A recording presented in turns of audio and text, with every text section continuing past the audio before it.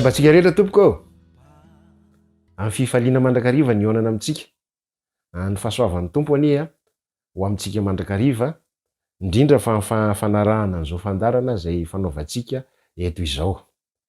Raha sitrakareo milohan'ny andiniantsika aloha hevitra vaovao indray dia hanondrika ny lohantsika sika fa hivavaka tompoko.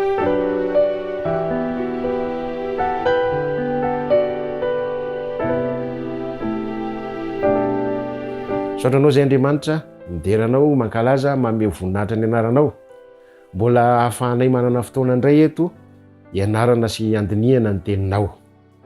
Ny fanahinao masina izay efa mpitary-dalana mandrakariva no irinay mba hanokatra ny fomba ampalanay.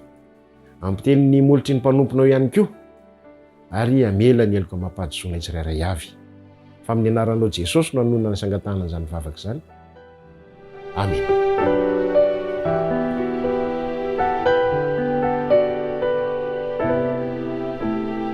Eny tompoko, toko sy andininy anankiray indray no engatsika androany. Dia arak'izay voasoratra ao amin'ny Marka toko voalohany no manomboka eo amin'ny andininy fahasivy sy ny andininy fahafolo. Marka toko voalohany, andininy fahasivy sy ny andininy fahafolo, vakina amin'ny anaran'i Jesosy. Ary tamin'izany andro zany dia tonga avy tany Nazareta ny Galili Jesosy ka nataony Jaona Batisa tao Jordanina.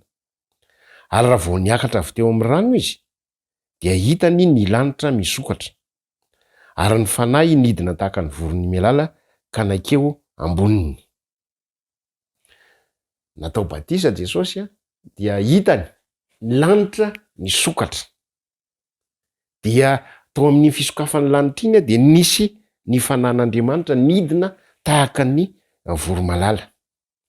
Sary anankiray asehon'ny soratra masina indray eto maneho ny fanahy masina dia ny voromailala. Io indray no resahantsika androany, voromailala.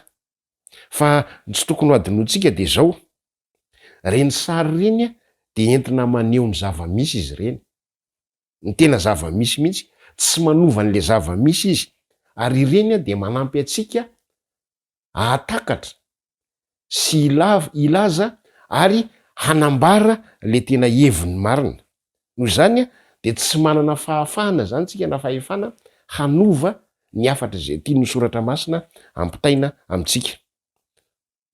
Voromailala ao anatin'ny filazantsara, zany hoe Matthieu, Marka, Luka, Jaona, dia saika tena tsy hita ao mihitsy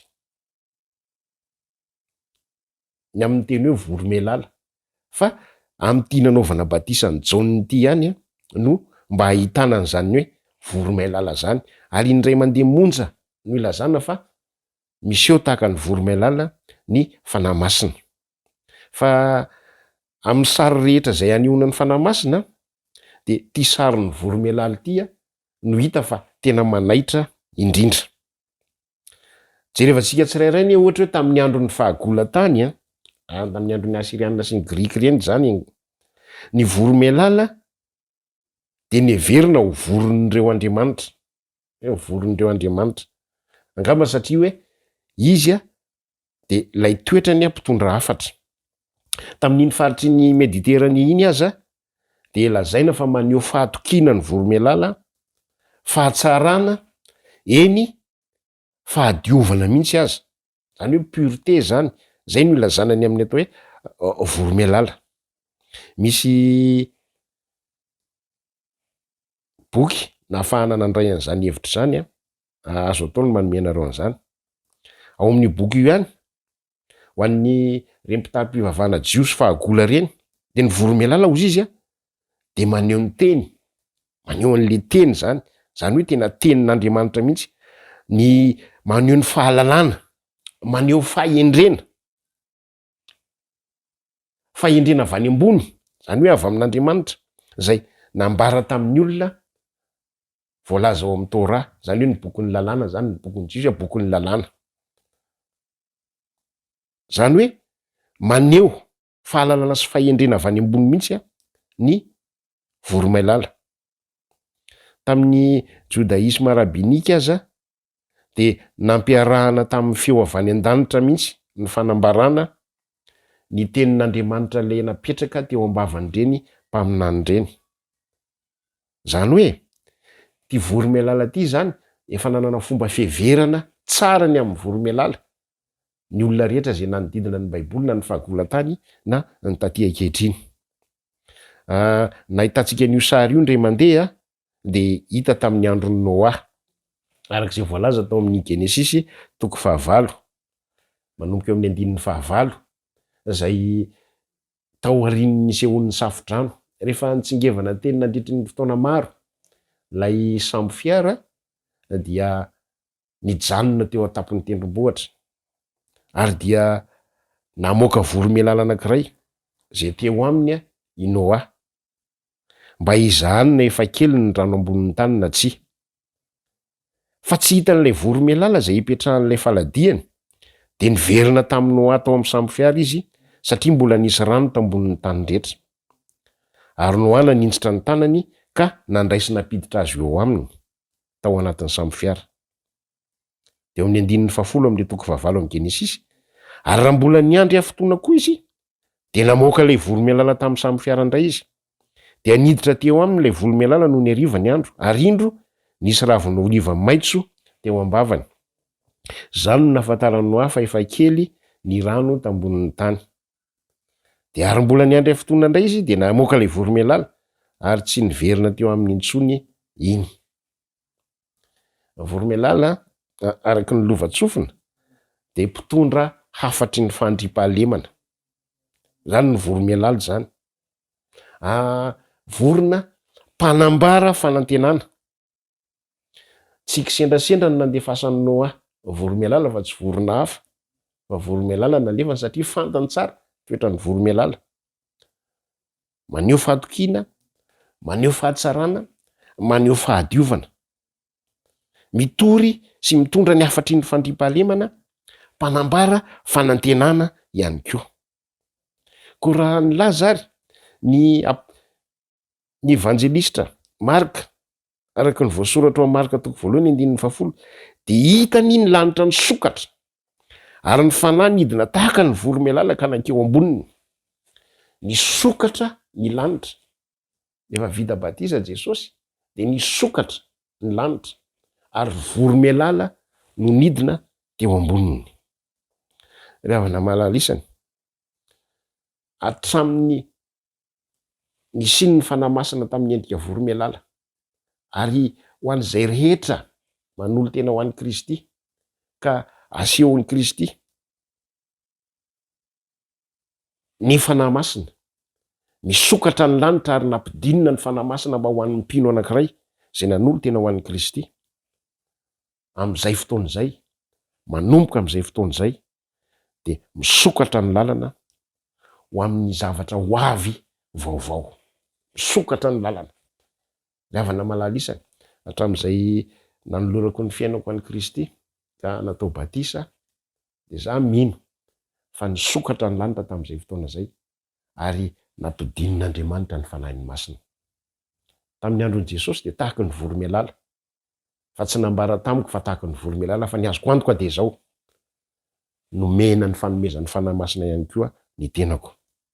Ary nanomboka tamin'izay ary mbola mafisiko manomboka izao am'izao amin'ny fiainako de azoko antoka fa misokatra ny lalana ho amin'izay ho avy tsara vaovao.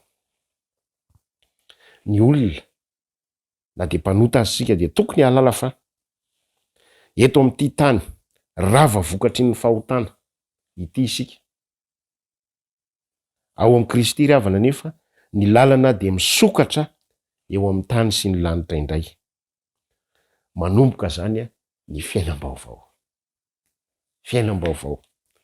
Ny fahadiovana, ny fahatokiana, ny fahatsarana rehetra.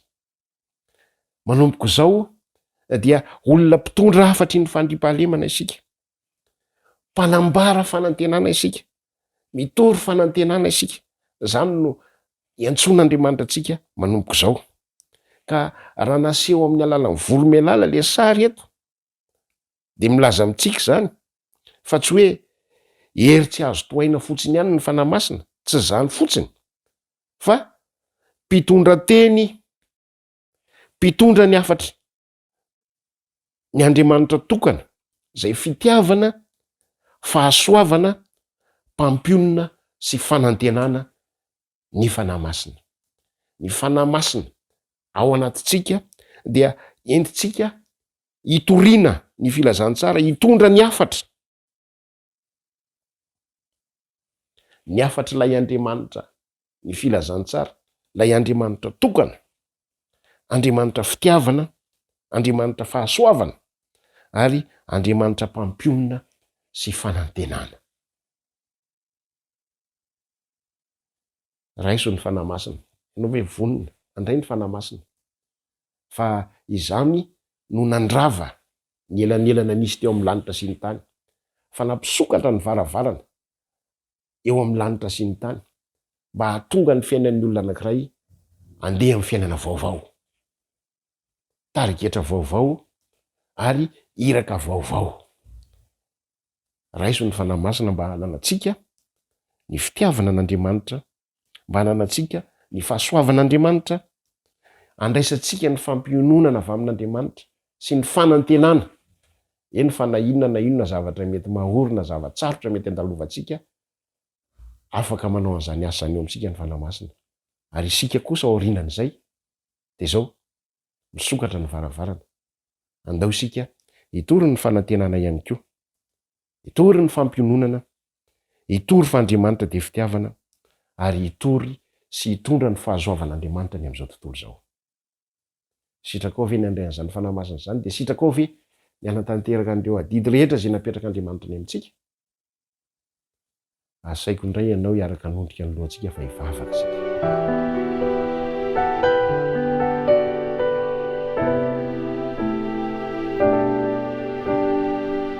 Misaotranao izay Andriamanitra fa afaka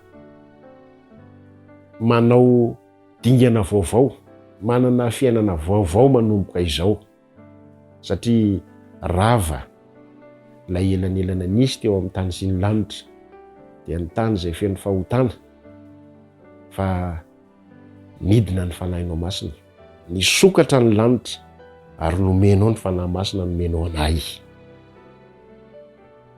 Raisiny amin'ny mpanetretena ny fanahinao masina, meteza onona ty anatinay, mba hitondra afam-panantenana ty anatinay ianao, hitondra fampiononana ao anay ao amin'ny zavatra rehetra izay ataonay, hitondra ny fahasoavanao ka ho ampiko izany fahasoavanao ny fiainan'ny tsirairay avy, ary ho derainy eo amin'ny fiainanay fa ianao ilay Andriamanitra fitiavana.